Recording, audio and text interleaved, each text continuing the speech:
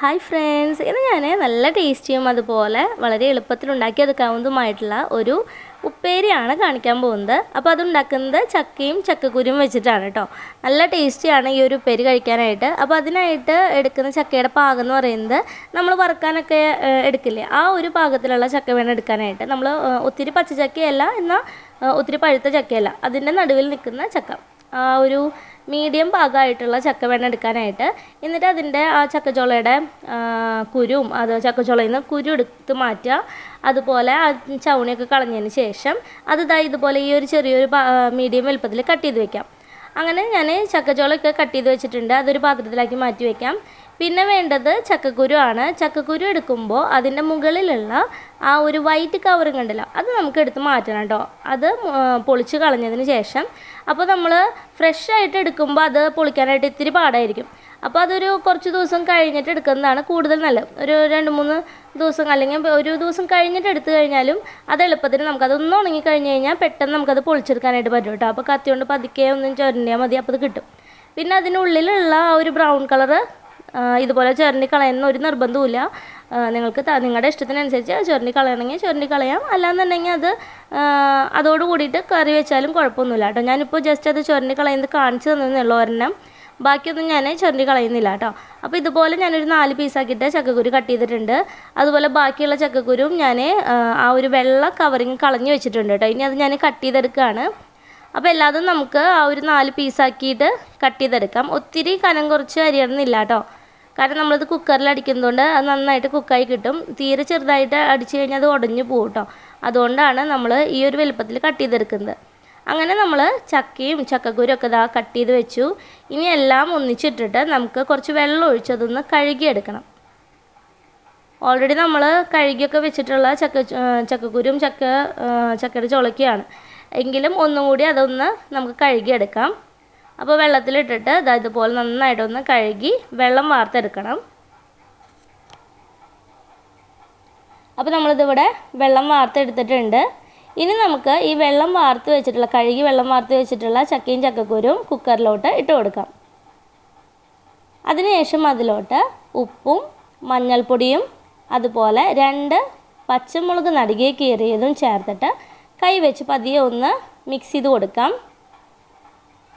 അങ്ങനെ മിക്സ് ചെയ്ത് കൊടുത്തതിന് ശേഷം നമുക്കതിലേക്ക് വെള്ളം ഒഴിച്ച് കൊടുക്കണം. അപ്പോൾ വെള്ളം ഒത്തിരി കൂടരുത് കേട്ടോ. ഒത്തിരി കൂടുതലായി കഴിഞ്ഞിട്ടുണ്ടെങ്കിൽ ആ ചാറും കൂടുതലായിരിക്കും, അതുപോലെ ആ ചക്കയൊക്കെ ഭയങ്കരമായിട്ട് വെന്തുടയാനും ചാൻസ് ഉണ്ട്. അപ്പോൾ അതിൻ്റെ ഒപ്പത്തിന്, ചക്കയുടെയും ചക്കക്കുരുവിൻ്റെ ഒപ്പത്തിന് നിൽക്കുന്നതിൽ വേണം വെള്ളം ഒഴിച്ച് കൊടുക്കാനായിട്ട്. എന്നിട്ട് കുക്കർ അടച്ച് വെച്ചിട്ട് നമുക്ക് ഒരു വിസിൽ വരുന്നത് വരെ അതൊന്ന് കുക്ക് ചെയ്തെടുക്കാം. അപ്പോൾ അത് വിസിൽ വരുന്ന നേരം കൊണ്ട് നമുക്ക് ഇതിലേക്കുള്ള മറ്റു കാര്യങ്ങൾ റെഡിയാക്കാം കേട്ടോ. അതിന് വേണ്ടി ഒരു ചതക്കുന്ന കല്ലിലേക്ക് ഒരു 10 ചുവന്നുള്ളിയും 2 പച്ചമുളക്, ഒരു 5-6 വെളുത്തുള്ളിയും കൂടി ഇട്ടിട്ട് നന്നായിട്ടൊന്ന് ചതച്ചെടുക്കണം. അപ്പോൾ ഇങ്ങനെ ഈ ചതക്കുന്ന കല്ലില്ലാന്നുണ്ടെങ്കിൽ കുഴപ്പമൊന്നുമില്ല, നമുക്ക് മിക്സിയുടെ ചെറിയ ഗ്രൈൻഡറിൽ അതിലിട്ടിട്ട് ക്രഷ് ചെയ്തെടുത്താലും മതി. ഒത്തിരി അരച്ചെടുക്കാണ്ട് ജസ്റ്റ് ഒന്ന് ക്രഷ് ചെയ്തെടുത്താൽ മതി കേട്ടോ. വിപ്പ് എന്നുള്ള ഓപ്ഷനിൽ ക്രഷ് ചെയ്തെടുത്താലും മതി. അങ്ങനെ അത് ക്രഷ് ചെയ്ത് മാറ്റി വയ്ക്കാം. അപ്പോഴേക്കും നമ്മൾ കുക്കർ അവിടെ വിസിലടിച്ചിട്ടുണ്ട്. ഇനി അത് സ്റ്റവ് ഓഫ് ചെയ്തിട്ട് നമുക്ക് ഇതിലേക്കുള്ള മസാല റെഡിയാക്കാം. അതിനുവേണ്ടി ഒരു പാൻ ചൂടാക്കി അതിലേക്ക് 1.5 ടേബിൾ സ്പൂൺ വെളിച്ചെണ്ണ ഒഴിച്ചിട്ട് നമ്മൾ ചതച്ച് വെച്ചിട്ടുള്ള പച്ചമുളക്, വെളുത്തുള്ളി, ചുവന്നുള്ളി ഇതെല്ലാം ഇട്ട് നന്നായിട്ട് ഒന്ന് മൂപ്പിച്ചെടുക്കണം. അപ്പോൾ അത് മൂക്കുന്ന സമയം കൊണ്ട് നമ്മുടെ കുക്കറിൻ്റെ പ്രഷറൊക്കെ പോയി വന്നു. അപ്പോൾ ഞാനത് ഓപ്പൺ ചെയ്ത് നോക്കുകയാണ്. കാരണം നമുക്കതിൽ ചക്കക്കുരു ഒന്നും കുക്കായിട്ടില്ല, ഒരു വിസിൽ കുക്കായിട്ടില്ല എന്നുണ്ടെങ്കിൽ ഒന്നും കൂടി വിസിലടിച്ചെടുക്കണം. അതുകൊണ്ടാണ് കേട്ടോ. അപ്പോൾ എല്ലാ ചക്കക്കുരും പെട്ടെന്ന് വേവണമെന്നില്ല. അപ്പോൾ ഇത് ഞാൻ ഒരു വിസിലടിച്ചിട്ട് തുറന്ന് പ്രഷർ പോയിട്ട് നോക്കിയപ്പോൾ ചക്കക്കുരൊക്കെ കണ്ടില്ല, നന്നായിട്ട് വെന്ത് വന്നിട്ടുണ്ട്. അപ്പോൾ ഇനി ഞാൻ അത് വിസിലടിച്ച് വയ്ക്കുന്നൊന്നുമില്ല, അതോടെ ഒരു പാത്രത്തിലാക്കി മാറ്റി വയ്ക്കുകയാണ്. നമ്മുടെ ചുവന്നുള്ളിയൊക്കെ നന്നായിട്ട് ട്രാൻസ്പെറൻ്റ് ആവുന്നതിൽ വഴന്നു വന്നിട്ടുണ്ട്. ഇനി തീ ലോ ഫ്ലെയിമിലേക്ക് മാറ്റിയിട്ട് അതിലേക്ക് ഒരു 1/4 ടീസ്പൂൺ മഞ്ഞൾപ്പൊടിയും അതുപോലെ 2 ടീസ്പൂൺ കുത്തിപ്പൊടിച്ച മുളകും നമുക്ക് ചേർത്ത് കൊടുക്കാം. അപ്പോൾ ഈ ഒരു ഉപ്പേരിയിലേക്ക് കുത്തിപ്പൊടിച്ചിട്ടുള്ള മുളക്, നമ്മുടെ വറ്റൽമുളക് ജസ്റ്റ് ഒന്ന് ക്രഷ് ചെയ്തെടുത്തിട്ടുള്ളത് ചേർക്കുന്നതാണ് കൂടുതൽ നല്ലത്. കാരണം അതാണ് കൂടുതൽ ടേസ്റ്റ് കിട്ടുക കേട്ടോ. നമ്മൾ മുളക് പൊടി ചേർക്കുന്നതിനേക്കാളും കൂടുതൽ ടേസ്റ്റ് ഇതുപോലെ കുത്തിപ്പൊടിച്ച മുളക് ചേർക്കുന്നതാണ്. ഇനി അതിട്ടിട്ട് ലോ ഫ്ലെയിമിലിട്ട് നന്നായിട്ടൊന്ന് മൂപ്പിച്ചെടുക്കണം. പിന്നെ ഓരോരുത്തരുടെ എരിവിനനുസരിച്ചിട്ട് നമ്മൾ എടുക്കുന്ന ക്വാണ്ടിറ്റിനനുസരിച്ചിട്ടും നമ്മൾ കുത്തിപ്പൊടിച്ച മുളക് ചേർക്കുന്നത് കൂട്ടും കുറയ്ക്കുകയും ചെയ്യാം കേട്ടോ. അതിനുശേഷം നമ്മൾ വേവിച്ച് വെച്ചിട്ടുള്ള ആ ചക്കക്കുരും ചക്കയും അതിലത്തെ വെള്ളമൊക്കെ കൂടിയിട്ട് ആ മസാലയിലേക്ക് ഇട്ട് കൊടുക്കുക. പിന്നെ ഉപ്പ് കുറവുണ്ടെന്ന് തോന്നുകയാണെങ്കിൽ ഉപ്പും കൂടി ചേർത്തിട്ട് നന്നായിട്ട് ആ മസാലയുമായിട്ട് യോജിപ്പിച്ചെടുക്കണം. നന്നായി ഇളക്കി യോജിപ്പിച്ച് കൊടുത്ത് മീഡിയം ടു ഹൈ ഫ്ലെയിമിൽ തീ വെച്ച് നമുക്ക് ആ വെള്ളമൊക്കെ ഒന്ന് വറ്റിച്ചെടുക്കണം.